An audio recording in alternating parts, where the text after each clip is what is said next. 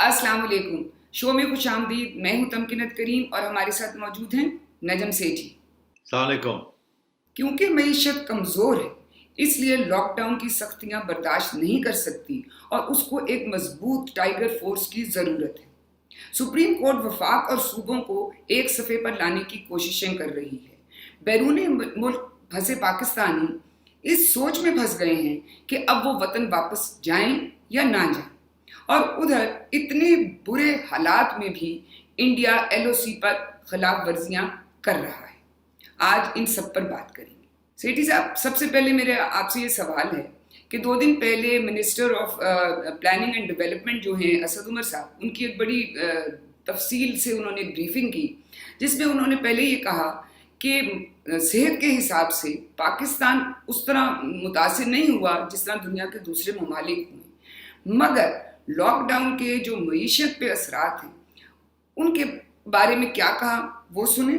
पाकिस्तान में और पाकिस्तान जैसे ममालिक जो हैं वहाँ पर, जो इस खत्ते में जो ममालिक हैं वहाँ पर ये बीमारी उतनी मोहलक नहीं साबित हुई कि जितनी ये यूरोप के अंदर या अमेरिका के अंदर हुई है। कम से कम 2 करोड़ से लेके ज़्यादा से ज़्यादा 7 करोड़ लोग जो हैं वो सतह गुर्बत से नीचे चले जाएंगे, ये कोरोना की वजह से माशी बंदिशें जो हमने लगाई हैं। हम 2 करोड़ इंसानों की बात कर रहे हैं और उनकी इंसानी ज़िंदगी के ऊपर असर की बात कर रहे हैं, बेरोज़गारी के ऊपर। ज़्यादा से ज़्यादा ये हद जो है तकरीबन 1 करोड़ 80 लाख तक पहुँच सकती है।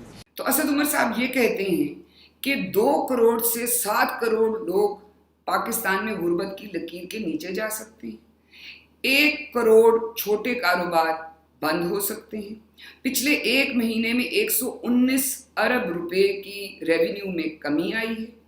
और वो ये भी कहते हैं कि 1 करोड़ 80 लाख लोग बेरोजगार भी हो सकते हैं। तो बताएं, क्या वाकई इतनी बुरी सूरत हाल है? असद उमर साहब तो वही बातें कर रहे हैं जो इमरान खान साहब ने पहले दिन से कह रहे हैं, क्योंकि पीटीआई गवर्नमेंट और इमरान खान साहब खुसूसी ये लॉकडाउन नहीं करना चाह रहे थे।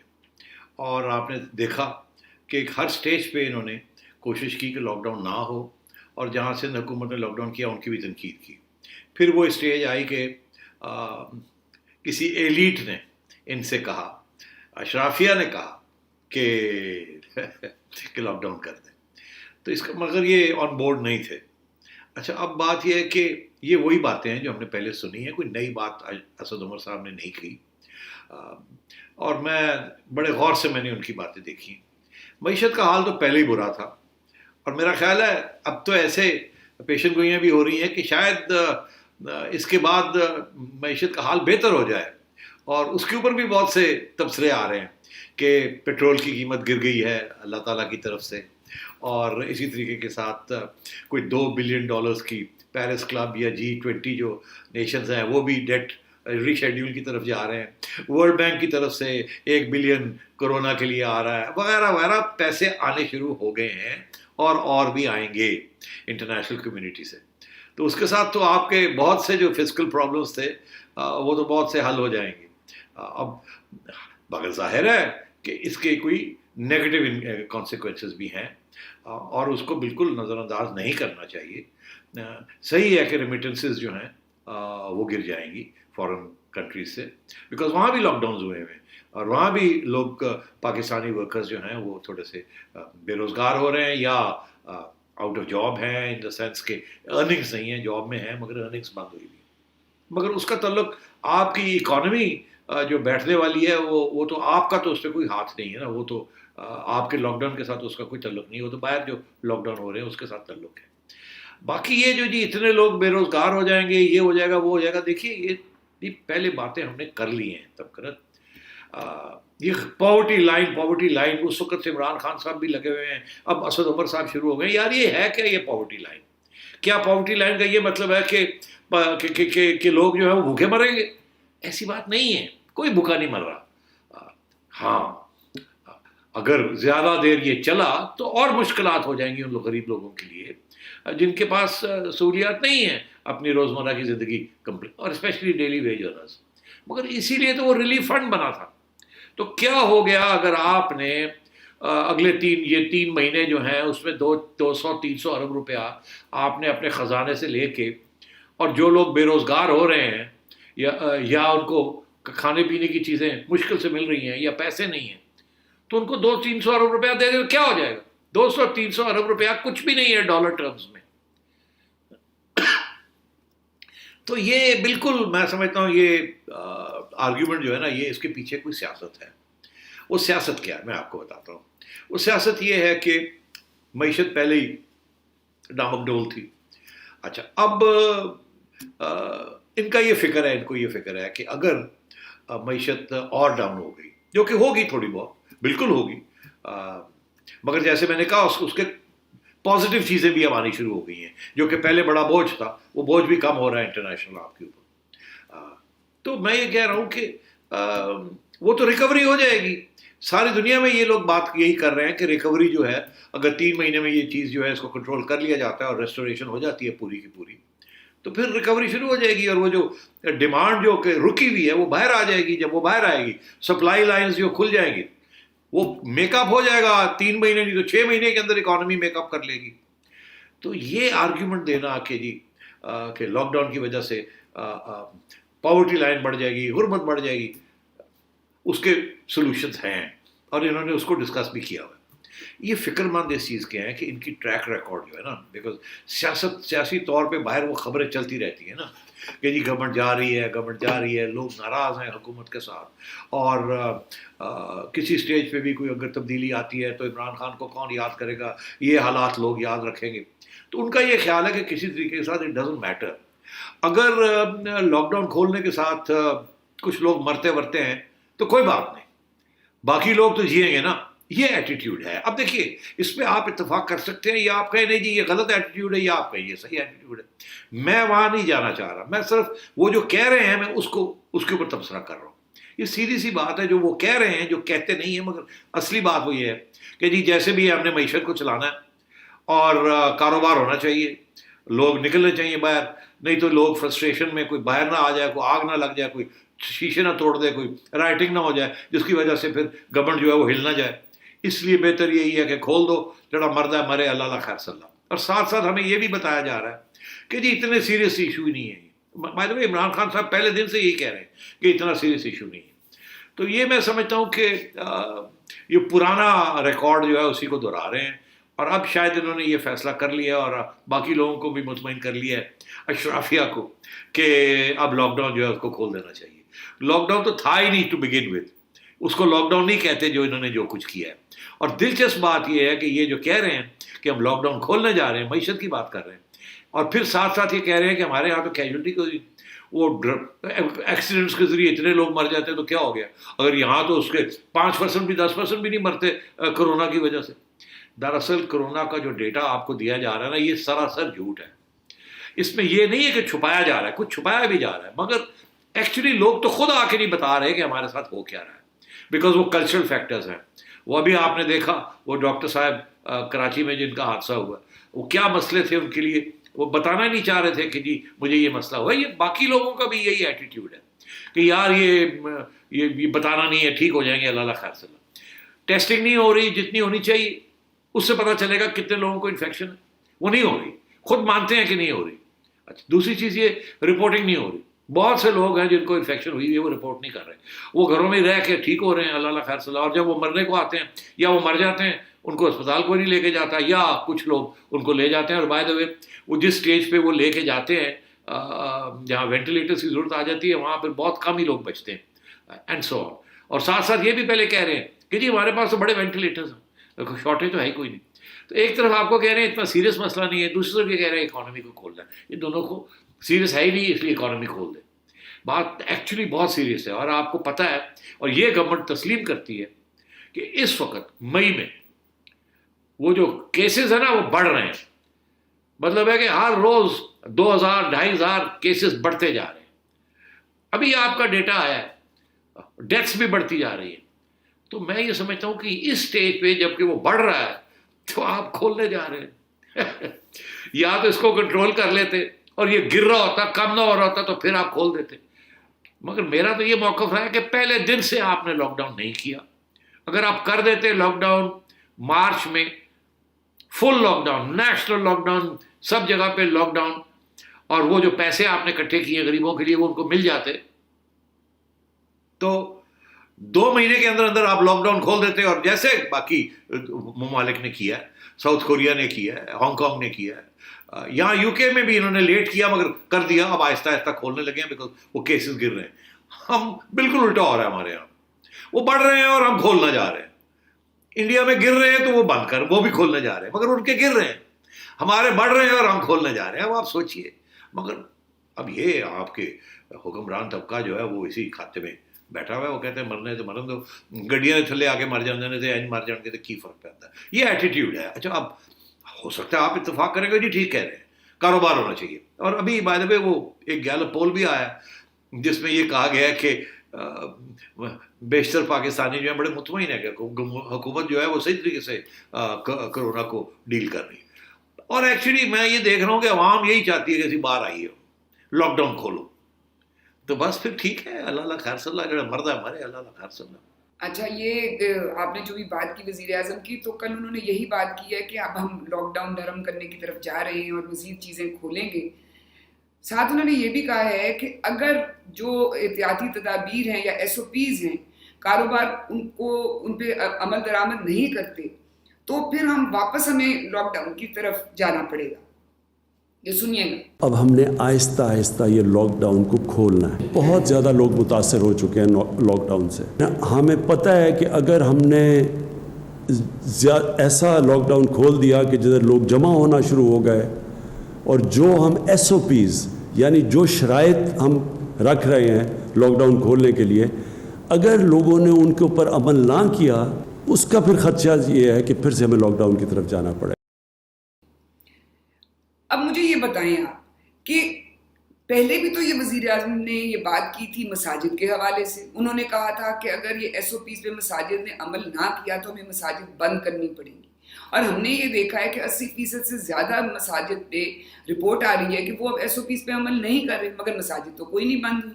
तो इस लिहाज से फिर हमें इनका ये बयान संजीदगी से लेना चाहिए। नहीं, बिल्कुल नहीं, क्योंकि इरादा ही नहीं है। जैसे मैंने कहा, पहले दिन से इरादा नहीं था लॉकडाउन का। ये बातें हैं कि जी अगर मस्जिद ने ये ना किया तो हम ये कर देंगे, कुछ नहीं किया। अब ये जी अगर इन्होंने ये ना किया तो हम कर देंगे।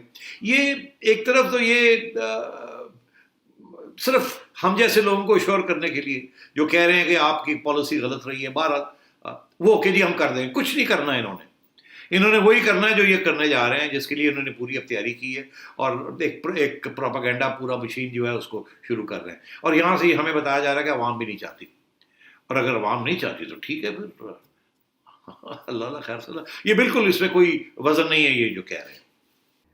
ये कल जो इन्होंने बात की वज़ीर आज़म ने, वो असल में टाइगर फोर्स के जो वॉलंटियर्स हैं उनसे खिताब कर रहे थे। तो उन्होंने टाइगर फोर्स क्या काम करेगी उसके बारे में क्या कहा।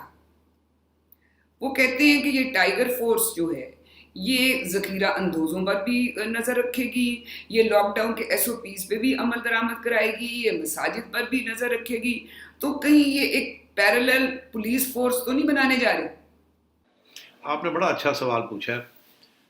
मैं अब नाम नहीं लूँगा बिकॉज उसके साथ कोई इशू ना बन जाए, मगर एक बड़ा senior x intelligence director general ने अभी एक मजमून लिखा है जिसमें उन्होंने इशारा किया है इसकी तरफ, जिसमें वो ये कहते हैं कि ये एक ऐसी फोर्स तो नहीं बनने जा रही जैसे कि भुट्टो साहब के ज़माने में FSF बनी थी।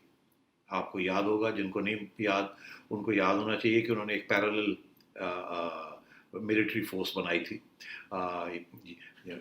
सेमी मिलिट्री, और उसका काम ही ये था कि इलेक्शन जीतना और अपने ओपोनेंट्स को धमकी के अंदर रखना।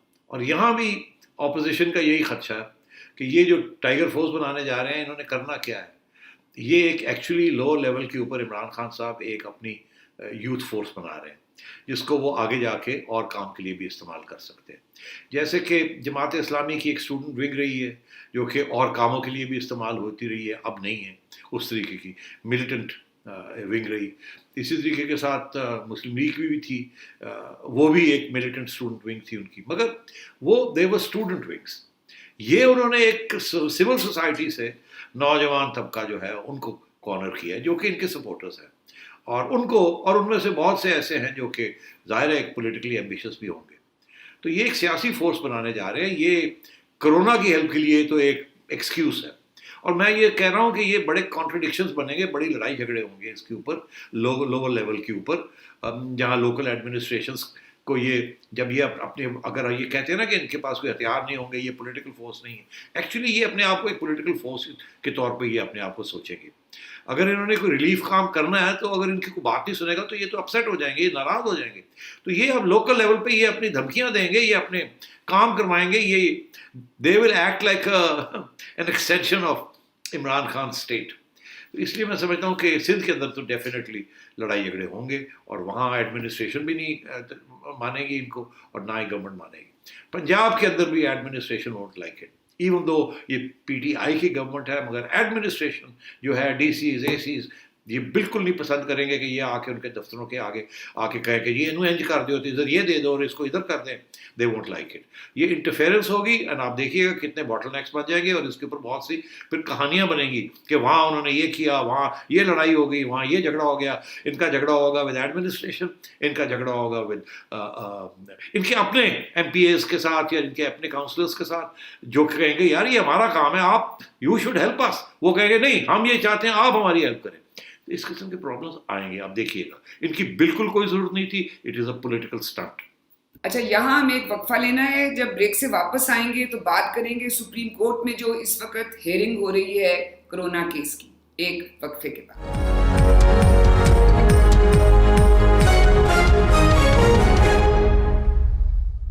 Welcome back. ہم بات کر رہے ہیں اب سپریم کورٹ کی، جہاں ایک سو موٹو جو انہوں نے نوٹس لیا تھا کرونا کی پرفارمنس پہ حکومت کی، اس پہ سماعت ہو رہی ہے. تو کل آپ نے سیٹھی صاحب سارا پڑھا ہوگا کہ کیا کیا انہوں نے باتیں کی. انہوں نے شفافیت کی بات کی کہ وہ نہیں ہے، پھر انہوں نے بات کی کہ صوبوں میں اور وفاق میں آپس میں کوئی کوآرڈینیشن نہیں ہے، کوئی یکساں پالیسی ہونی چاہیے، وہ نہیں ہے. پھر انہوں نے مساجد کے حوالے سے بات کی کہ وہ کیوں کھلی رکھی ہوئی ہیں. پھر انہوں نے بات کی کہ کوارنٹین سینٹرز کی، اور بھی بے شمار انہوں نے باتیں کی. تو آپ ذرا بتائیں کہ آپ کو یہ سارے ریمارکس پڑھ کے کیا لگتا ہے؟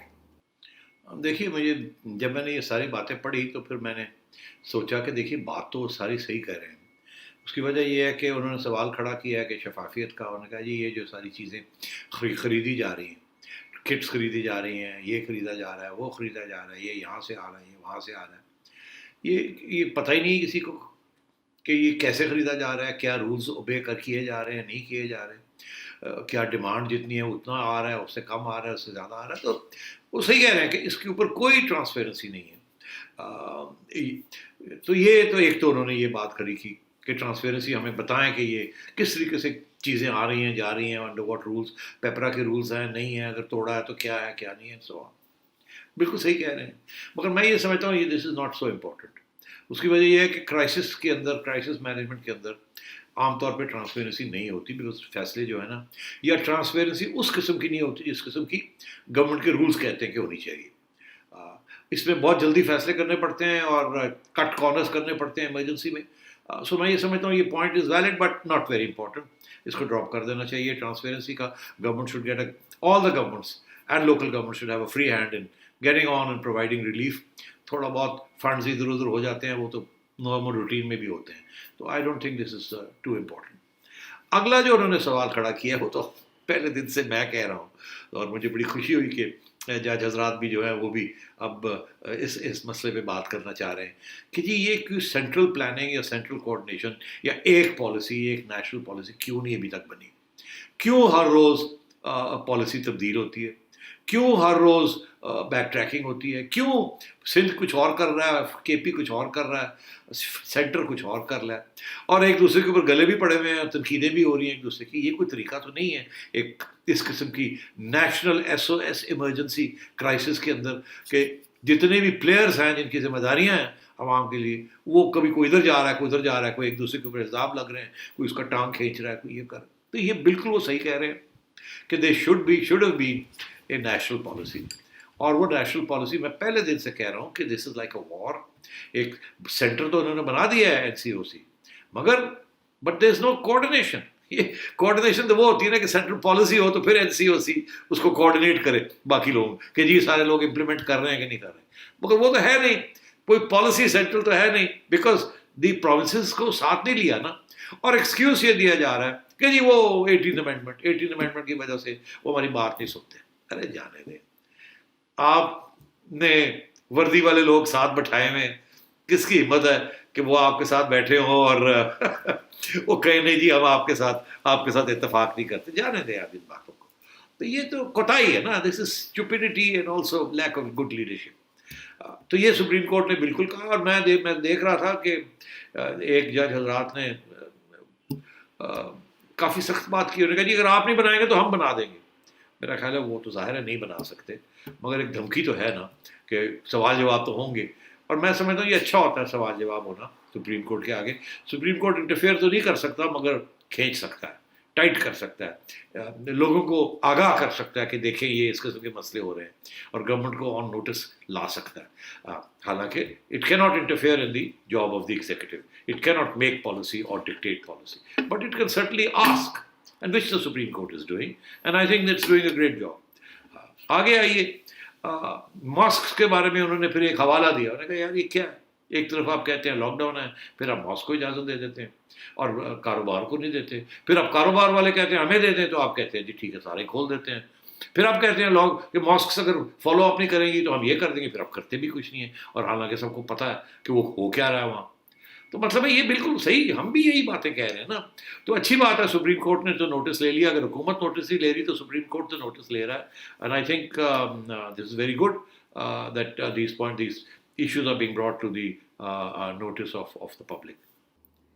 اچھا، ایک جو سپریم کورٹ نے ایک اور بات جو کی ہے وہ انہوں نے کہا کہ جو آپ نے حاجی کیمپ کو کوارنٹین سینٹر میں کنورٹ کیا ہے وہ کس کھاتے میں کر دیا ہے، وہاں تو اس طرح کی سہولیات ہی نہیں ہے کہ آپ نے جا کے دیکھا ہے. انہوں نے ڈپٹی کمشنر کو بلا کے یہ کہا کہ آپ نے جا کے دیکھا ہے کہ ایسی کوئی ان کے پاس وہ طبی سہولیات اور وہ سارا کچھ ہے جو ایک کوارنٹین سینٹر میں ہونا چاہیے. دیکھیے تب وہ دیکھ رہے ہیں نا ویڈیوز جو آ رہی ہیں سوشل میڈیا پہ، جج حضرات بھی دیکھ رہے ہیں، ان کے بھی بچے ہیں، ان کو بتاتے ہیں کہ جی ہو رہا ہے، اور ان اخباریں بھی پڑھتے ہیں، دیکھتے ہیں کیا ہو رہا ہے. اور یہ صحیح سوال ہے کہ یار یہ کوارنٹین سینٹرز آپ اٹھ کے جا کے کوارنٹین سینٹر بنا دیتے ہیں، اور کرتے کیا ہیں وہاں کے SOPs کیا ہیں، اور کس قانون کے تحت آپ جا کے ایک جگہ پک اپ کر لیتے ہیں اور پھر اس کو آپ آؤٹ آف ایکشن کر دیتے ہیں. اب ایکسپو سینٹر ہے، آپ نے کوارنٹین سینٹر بنایا ہے، اتنے کمپلینٹس آ رہے ہیں، اتنے ویڈیوز چل رہے ہیں کہ وہاں کے جو حالات ہیں. تو مطلب یہ ہے کہ سپریم کورٹ نے اٹینشن ڈرا کیا ہے. اب حاجی کیمپ تو ایک انہوں نے اگزامپل لے لیا نا، وہ اور بھی بڑے کوارنٹین سینٹرز ہیں. ان کا پوائنٹ دیٹ دا ججز آر میکنگ از دس کہ آپ لے کر تو رہے ہیں مگر SOPs کہاں ہیں، کیا یونیفارم پالیسی ہے؟ حاجی کیمپ میں اور ایکسپو سینٹر میں ایک ہی قسم کی فیسلٹی ہے، ایک ہی قسم کی ٹیسٹنگ ہے، ایک ہی قسم کی ڈیلیز ہیں، ایک ہی قسم کے بیڈز ہیں، کوئی وہاں اور فیسلٹی ہے. Is it up to the mark? So Supreme Court is saying show us the SOPs. اور یہ انہوں نے حاجی کیمپ کا اس لیے کیا because ظاہر ہے وہ it's close to them and so complaint آئی ہوں گی، تو اس لیے انہوں نے یہ حاجی کیمپ کی بات کر لی. آپ نے جا کے ٹیک اوور کر لیا تو ٹھیک ہے، ٹیک اوور کر لیا، گورنمنٹ آ کے بتایا کہ جی ہمارے پاس یہ مجبوری تھی، یہ تھی. But I think the real issue is کہ جب وہ آئیں گے تو سپریم کورٹ ول دین سے ہمیں بتائیں. آپ نے ادھر ایران کے بارڈر پہ بھی کر دیا ہے، آپ نے افغانستان کے بھی بارڈر پہ کر دیا ہے، آپ نے کوارنٹین کیمپس لگا دیے ہیں آپ نے. اور جو ہم نے دیکھا جو حشر ہوا تھا جب پہلے تافتان سے لوگ آئے تھے تو ہم نے دیکھا وہاں کے کوارنٹین کیمپ کا کیا حشر تھا، اور وہاں سے شروع ہوا یہ سارا کام. تو آئی تھنک سپریم کورٹ یہ جو نوٹس لے رہا ہے نا، I think it's doing a great thing. اچھا، ابھی آپ نے یہ ذکر کیا کوارنٹین سینٹرز کا، تو ہم یہ اب سن رہے ہیں کہ وہ افغانستان کے بارڈر پہ بھی اور ایران کے بارڈر پہ بھی، اور ابھی آپ نے تافتان کے بارڈر کا ذکر کیا کہ وہاں کیا فیاسکو ہوا تھا. تو مجھے بتائیے کتنا مشکل ہے، یہ کوئی ہسپتال تو نہیں بنانا، یہ کوارنٹین سینٹر بنانا کتنا مشکل ہے، اور ہمارے سے مینیج کیوں نہیں ہو پا رہا ہے؟ دیکھیے یہ بالکل مشکل نہیں ہے، مگر فوکس طریقے سے کام ہونا نا. کوئی ایک SOP بنے، ایکسپرٹس وہ SOP بنائیں، پھر ایڈمنسٹریشن کے ساتھ بیٹھ کے ڈسکس کریں کہ کیا ایڈمنسٹریشن یہ SOPs کو امپلیمنٹ کر سکتی ہے یا نہیں کر سکتی، کیا ان کے پاس وسائل ہیں، مین پاور ہے، ڈاکٹرز ہیں، بیڈس ہیں، اور اگر ایمرجنسی میں وہیں وینٹیلیٹر کی ضرورت پڑے وہ ہے یا نہیں ہے، اینڈ میڈیکل ادر اسٹاف ہے یا نہیں ہے. آکسیجن کی سپلائی ہے یا نہیں ہے, صفائی ہے یا نہیں ہے. یہ تو نہیں ہے جی ایک کھلی جگہ لے لی. ایکسپو سینٹر کی میں آپ کو بات بتاتا ہوں, آئی نو اٹ ویری ویل. وہاں ایگزیبیشنز ہوتی ہیں, کھلا ہینگر جیسا ہال ہے, ویری نائس. وہ اس کے اندر انہوں نے کیا کیا کہ وہ ایگزیبیشن کی جو پراپس ہوتے ہیں وہ نکال وال کے صاف, وہ ویسے صاف رہتا ہے, ایئر کنڈیشنڈ ہے وہ. It's a very nice place. وہاں انہوں نے بیڈز لگا دیے, دیٹس اٹ. بیڈز لگا دیے اور کہا جی لیٹ جاؤ. وہ لوگ پھر رہے ہیں, آ رہے ہیں, جا رہے ہیں, تو وہ تو ٹھیک ہے, بیڈز لگا دیے آپ نے, ایک جگہ پہ کوارنٹین کر دیا آپ نے. اب وہ 2-3 دن کے لیے آپ نے وہاں رکھنا ہے ان کو. از اٹ انف کہ صرف ماسک آپ نے پہنا دیے, گلوز بھی نہیں, میں نے دیکھا لوگوں نے گلوز بھی نہیں پہنے ہوئے. اور کیا ان کے اوپر کیا ایس او پیز ہے؟ وہ تو ایک دوسرے کو مل رہے ہیں. کیا وہاں اسٹاف ہے ٹو میک شیور کہ وہ 8 فٹ 6 فٹ ایک دوسرے کے پاس نہ آئیں؟ اگر چلنا بھی ہے تو 8-8 10-10 لوگ کو باہر نکالیں تاکہ وہ تھوڑی چہل قدمی کر لیں. مطلب یہ بہت سی چیزیں ہوتی ہیں کوارنٹین کے اندر. تو یہ کیا از دس دیئر اور ناٹ؟ مجھے نہیں لگتا ایسے ہے. اگر ایسے ہوتا تو وہ جو لوگ وہاں سے نکلے تھے اور احتجاج کر رہے تھے اور دھمکیاں دے رہے تھے اور گالیاں دے رہے تھے, مجھے تو ایسے لگتا ہی نہیں تھا کہ they were in any safe quarantine. مجھے تو ایسے لگتا تھا جیسے کہ یہ اب جہاز سے نکلے اور آ گئے ہیں اور آ کے ان کو یہاں پھینک دیا گیا ہے. اور وہ بھی ظاہر ہے لوور مڈل کلاس لوگ, امیر لوگ تو ہوٹلوں میں جا رہے ہیں, اپنے پیسے دے کے ہوٹلوں میں چلے جاتے ہیں, 2 دن وہاں ٹی وی دیکھتے ہیں, بیٹھے رہتے ہیں, کھانا پینا بھی ٹھیک ٹھاک ہے, اور اس کے بعد گھر چلے جاتے ہیں ٹیسٹنگ کروا کے. یہاں تو یہ ہے کہ بڑی فرسٹریشن ہو رہی ہوگی نا, اٹس لائک بینگ ان اے زو. تو میں یہ سمجھتا ہوں کہ کوارنٹین کے اوپر بھی پورے ایس او پیز ہونے چاہیے, لوگوں کو پتہ ہونا چاہیے, ٹرینڈ سٹاف ہونا چاہیے, جو لوگ وہاں آئیں ان کو بتایا جائے. اینڈ سو اب مجھے نہیں پتا کس حد تک یہ ہو رہا ہے یا نہیں ہو رہا, میں تو وہی ویڈیوز دیکھ رہا ہوں جو آپ دیکھ رہے ہیں, اور وہاں سے تو مجھے ایسا لگتا ہے کہ وہاں بھی کیوس ہے, جو جس طریقے سے وہ اکٹھے ہوئے لوگ کیوس. جی بالکل جی, وہ وہاں سے یہی اطلاعات آ رہی ہیں کہ وہ جو کھانا لے کے آتے ہیں, وہ جو سرو کرنا ہوتا ہے وہ بھاگ جاتے ہیں, کیونکہ اس پہ ایسا حملہ ہوتا ہے کہ وہ جو بیچارے دوسرے لوگ پیچھے رہتے ہیں اور وہ ادھر ایک حملہ ہو جاتا ہے. پھر وہ کہتے ہیں کہ ہمارے ٹیسٹ جو سے ہیں اتنے دن گزر جاتے ہیں, اس کے وہ رزلٹ نہیں آتے, اور پھر وہ پرائیویٹ لیبس والے آ جاتے ہیں, وہ پیسے مانگتے ہیں. تو بہت سے ایشوز ہیں. اچھا, یہاں ہمیں ایک وقفہ لینا ہے, جب وقفے سے واپس آئیں گے تو بات کریں گے بیرون ملک پھنسے پاکستانیوں کی, اور جو ایل او سی پر انڈیا خلاف ورزیاں کر رہا ہے, ایک وقفے کے بعد.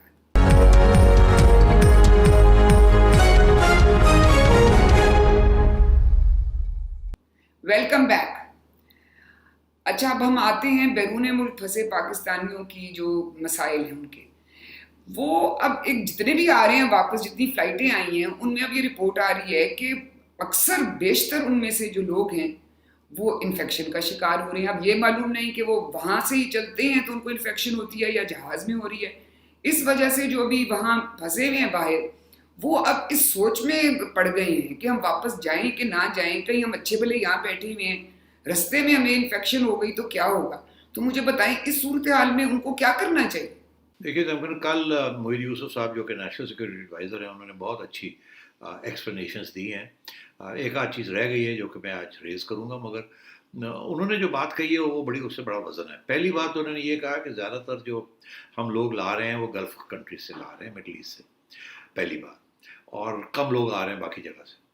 دوسری بات انہوں نے یہ کہی ہے کہ جو لوگ باقی دوسری جگہ سے جو آ رہے ہیں وہ ان میں انفیکشن کم ہے, اور جو لوگ مڈل ایسٹ سے آ رہے ہیں ان میں انفیکشن زیادہ ہے. تیسری بات انہوں نے یہ کہی ہے کہ جو کیونکہ انفیکشن اس سے زیادہ ہے کہ زیادہ تر جو لوگ مڈل ایسٹ سے آ رہے ہیں وہ لیبر کیمپس کے لو کلاس لوگ ہیں جو کہ لیبر کے لیے گئے ہوئے تھے, کیونکہ وہ ان کی وہاں رہائش کنڈیشنز ہی ایسی ہیں کہ وہ بہت کریمپڈ ہیں, تو وہاں انفیکشن جو ان کو ہوئی تو کافی لوگ ہو جاتی ہے انفیکشن. اس لیے جو لوگ وہاں سے آ رہے ہیں ان کا یہ کہنا ہے کہ میجورٹی ہے, اوور 50% جو ہے وہ انفیکٹڈ ہے, اور جہاں کے تک جو امریکہ سے آ رہا ہے یا لندن سے آ رہا ہے وہاں ان کی اتنی انفیکشن نہیں ہے, میرے خیال 10-20% یا 15%. تیسری چیز یہ کہ یہ ان میں سے کافی بے روزگار ہو گئے اور پرماننٹلی واپس آ رہے ہیں. ٹیمپررلی کچھ لوگ ٹیمپررلی آ رہے ہیں کہ جن کو جابس ٹیمپررلی ختم ہوئے مگر وہ واپس چلے جائیں گے, مگر کچھ لوگ بالکل ہی فارغ ہو گئے ہیں تاکہ وہ سو دے آر کمنگ بیک.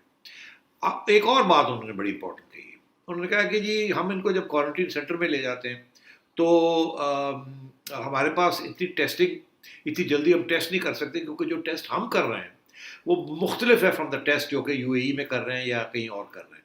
انہوں نے یہ ایکسپلین کیا ہے کہ انہیں پاکستان میں جو ٹیسٹ ہو رہا ہے وہ بڑا کمپریہنسو ٹیسٹ ہے، اور جو ٹیسٹ کر رہے ہیں UAE میں یا وغیرہ وہ ریلائبل نہیں ہے، اور وہ بڑا سمپل سا ٹیسٹ ہے. اس لیے کیونکہ سوال ان کو یہ پوچھا گیا کہ جی وہاں سے اگر ٹیسٹ کروا کے آئیں اور جو لوگ انفیکٹڈ ہیں وہ نہ چڑھیں تو از دیٹ بیٹر. وہ کہتا ہے ہاں ہم نے کوشش کی ہے کہ وہاں کی حکومتیں ان کے ساتھ رابطہ کر کے ان کو کہا ہے کہ ان کو ٹیسٹ کر کے بھیجیں، مگر وہ جو ٹیسٹ وہاں کرنا چاہ رہے ہیں یا کرتے ہیں وہ ریلائبل نہیں ہے. اس لیے ہمیں پھر سے یہ ٹیسٹ کرنا پڑتا ہے. اس لیے اور پتہ بھی چلتا ہے کہ وہ ٹیسٹ میں ان کو نیگیٹو کر دیا مگر یہاں آ کے پتہ چلا کہ وہ پازیٹیو ہے. تو ایک تو یہ پرابلم ہے. دوسرا یہ کہ ان کے پاس یہ جو کمپریہنسو ٹیسٹ کر رہے ہیں PSR جیسے کہہ رہے ہیں، وہ کہتے ہیں کہ اتنی جلدی ہم نہیں کر سکتے، اس کو وقت لگتا ہے. یہ وہ نہیں ہے کہ جی 4 گھنٹے کے بعد آپ کو پتہ چل جائے. یاد ہے آپ کو ایک خبر چلی تھی کہ دبئی والے یہ سوچ رہے ہیں کہ جب فلائٹس ریسٹور کریں گے تو جو فلائٹس دبئی کے ذریعے جائیں گی یہ جہاز چڑھنے سے پہلے وہاں 10 منٹ کے اندر ان کا ٹیسٹ کر کے اور ان کو رپورٹ دے دیں گے. وہ actually that is not on. وہ 10 منٹ والا ٹیسٹ از ناٹ ریلائبل، نہ ہی وہ کوئی ایکسیپٹیبل ہے. اسی لیے وہ پروجیکٹ اب انہوں نے اس کو ڈراپ کر دیا. تو میں یہ سمجھتا ہوں کہ اس قسم کے پرابلمز ان کو آ رہے ہیں، اس لیے لوگوں کو 10 منٹ 4 دن 5 دن کوارنٹین سینٹر میں رکھنا پڑتا ہے کیونکہ وہ ٹیسٹ ہی نہیں آ رہے. اور اسی لیے کیونکہ فیسلٹیز نہیں ہے کہ اتنی جلدی ٹیسٹ کیا جائے اور اتنی جلدی ٹیسٹ کر کے کوارنٹین خالی کی جائے. ایک دفعہ ٹیسٹ ہو گیا تو جو لوگوں کو پھر نکالنا نا وہاں سے جو لوگ نیگیٹو ہیں، تو وہ کہہ رہے ہیں اسی لیے پھر ہم نے فلائٹس بھی جو ہے نا اس کو بھی ریسٹرکٹ کیا ہوا ہے. فلائٹ زیادہ ہو سکتی ہیں مگر ہم نے ریسٹرکٹ کیا ہوا ہے کہ یہ نہ ہو کہ اتنے لوگ آ جائیں ان میں سے اتنے انفیکٹڈ ہوں اور ہم ان کو ٹیسٹ بھی ٹائم پہ نہ کر سکیں اور ان کو گھر کوارنٹین سے نکال بھی نہ سکیں تو لاک جام ہو جائے گا. اس لیے وہ بھی انہوں نے کیلیبریٹ کیا ہوا ہے. اس لیے ہر ہفتے کے بعد نیا 10 دن کے بعد نیا شیڈیول آتا ہے کہ اب یہ اتنی فلائٹس چلیں گی، یہ دبئی سے آئے گی، یہ دوحہ سے آئے گی، یہ ایمسٹرڈیم سے آئے گی، یہ مینچسٹر سے آئے گی، یہ کینیڈا سے آئے گی، یہ نیو یارک سے آئے گی، اور وہ اسٹیگر کر کے کر رہے ہیں. تو آئی تھنک یہ تو بڑی انہوں نے سوچ سمجھ کے بات کی. جہاں پرابلم آ رہا ہے نا، جہاں جس کا سوال پوچھا گیا مگر انہوں نے اپنی ایک انٹرویو میں اس کا صحیح جواب میرے خیال سے صحیح جواب نہیں ملا. اس لیے میں پھر یہ ریکویسٹ کروں گا وایا دس پروگرام اگر وہ سن رہے ہوں تو وہ یہ ہے کہ آپ نے ہمیں یہ نہیں بتایا کہ اگر یہ جو 50% سے زیادہ لوگ جو کہ انفیکٹڈ نکلتے ہیں، ظاہر ہے آپ نے اشارہ یہ کیا کہ یہ پیچھے سے انفیکٹ ہو کے آ رہے ہیں، تو کیا آپ نے ان حکومتوں کے ساتھ ٹیک اپ کیا ہے کہ آپ نے تو لاک ڈاؤن کیا ہوا تھا، آپ نے تو اپنی پاپولیشن کا خیال کیا ہوا تھا، اور آپ تو کہتے ہیں آپ نے کمپریہنسو ٹیسٹنگ کی ہے وہاں. تو یہ کس قسم کی ٹیسٹنگ کی ہے کہ 50% لوگ جو آپ کے ہمارے جہازوں میں چڑھ رہے ہیں وہ انفیکٹڈ ہیں؟ تو یہ کیا ہے؟ What is going on? تو I think it's worth while taking it up with the Middle Eastern authorities very gently but طریقے کے ساتھ کہ دس از دا سچویشن، اور ذرا خیال کریں ہمارے انفیکٹڈ لوگ جو ہیں وہ واپس آ رہے ہیں، ہم نے ہماری مجبوری ہے، ہم نے ان کو لانا ہے واپس، مگر ٹیک اٹ ایزی. دوسری چیز یہ جس کا سوال کا جواب نہیں مجھے ملا بھی تھا کہ PIA کے جہاز کے اندر یا قطر کے جہاز کے اندر جو کبھی آ رہا ہے، ایک آدھ جہاز آ جاتا ہے قطر ایئرلائنس کا، کیا SOPs ہے؟ یہ کافی نہیں ہے کہ آپ نے کہا جی کہ ہمارے جو اسٹیورڈز ہیں یا اسٹیورڈیسز ہیں انہوں نے ماسک پہنا ہے اور گلوز پہنے ہیں، اور کسی نے پروٹیکٹڈ کلوتھنگ بھی پہنی ہوئی ہے، کسی نے نہیں بھی پہنی ہوئی. میں نے خود ویڈیوز دیکھی ہیں، کسی نے پہنی ہوئی کسی نے نہیں پہنی ہوئی. اور جو پیسنجرز ہیں وہ سیٹوں کے ساتھ جڑے ہوئے ہیں لائک سارڈینس. اچھا اب وہاں بھی مجھے سمجھ آ رہی ہے کہ وہ 6 فٹ والا فاصلہ والا جو سلسلہ ہے وہ مینٹین نہیں ہو رہا. پہلے ہم نے سنا تھا کہ بزنس کلاس کے اندر کم از کم ایک سیٹ چھوڑ کے پھر ایک سیٹ چھوڑ کے ایک، مگر وہ بھی شاید ختم ہو گیا، اب ساتھ ساتھ ہی کر دیا سب کو. اکانومی میں تو ویسے ہی ہے، ساتھ ساتھ ہی سارے بیٹھے ہوئے. اچھا اب کسی نے ایک قسم کا ماسک پہنا ہوا ہے، کسی نے دوسرے قسم کا ماسک پہنا ہوا ہے، کسی نے N95 پہنا ہوا ہے، کسی نے وہ دوسرا سرجیکل ماسک پہنا ہوا ہے. جو سرجیکل ماسک تو ایک لیئر کا ہوتا ہے، وہ تو زیادہ روکتا نہیں ہے اگر آپ کلوز پروکسیمیٹی میں ہو. کوئی کھانس لے تو you had it, you gone. اچھا تو اب بات یہ ہے کہ کوئی کیا SOPs کون سے؟ یہ کیوں نہیں ہو سکتا تھا کہ جو لوگ جہاز پہ چڑھ رہے ہیں گورنمنٹ ان کو کہے جی جو ماسک ساکھ نے پہنے ہوئے اتارے پھینکیں ان کو، here is the mask, this is N95 mask, آپ نے یہی پہننا ہے، تاکہ سارے پیسنجرز ایک ہی ماسک N95 جو کہ اپرووڈ ہے for a situation like this. اور وہ بھی ایک جہاز کے اندر لوگ سارڈینز کی طرح پیکڈ ہیں ایسے کر کے. تو وہاں تو کم از کم ماسک تو ٹھیک پہنا دیں، گلوز تو ٹھیک پہنا دیں لوگوں کو. اور پھر یہ جیسے یہ ہوتا ہے کہ جی ٹیک آف کے لیے سیٹ بیلٹ باندھنی پہ ہمیشہ جو ایئر ہوسٹس جو ہے یا اسٹیورڈ جو ہے وہ چیک کرتے ہیں سیٹ بیلٹ پہنی ہوئی آپ نے فون آف کیا ہوا، تو کم از کم یہ تو دیکھ لیں کہ اگر کوئی بندہ ہے اس نے ماسک اتار دیا ہے اور وہ بات کر رہا ہے کسی سے، جا کے فوراً پٹ یور ماسک آن. تو مطلب ہے وہاں کے ایس او پیز کیا ہے؟ سوال میرا یہ ہے کہ کتنے لوگ، اگر 50% سے زیادہ یا 40% لوگ انفیکٹڈ لوگ جہاز پہ چڑھ رہے ہیں، میں آپ کو لکھ کے دے دیتا ہوں کہ اگر صحیح طریقے سے اس کو مینیج نہ کیا گیا تو میرا خیال ہے اگر 250 لوگ ہیں اور میں سے 150 لوگ پہلے سے انفیکٹڈ ہیں یا 100 انفیکٹڈ چڑھ رہے ہیں تو 50 جہاز کے اندر انفیکٹ ہو رہے ہیں. یہ گارنٹیڈ ہے بالکل. تو یہ کیوں؟ یہ تو آپ کی ذمہ داری ہے نا. اگر وہ جو 100 چڑھ رہے ہیں وہ یو اے ای کی ذمہ داری ہے یا سعودیہ کی ذمہ داری ہے، مگر یہ تو آپ کی ذمہ داری ہے. اس لیے آئی فیل ویری اسٹرانگلی کہ یہ جو جہاز کے اندر جو حالات ہیں اس کے لیے بھی ایس او پیز ہونے چاہیے اور وہ بھی کلیئر ہونا چاہیے کہ کیا سچویشن ہے کیا نہیں ہے. اچھا جی، اب پروگرام کا وقت بالکل ختم ہو گیا. کل آپ سے پھر ملاقات ہوگی. اپنا فیڈ بیک ضرور دیجیے گا. خدا حافظ.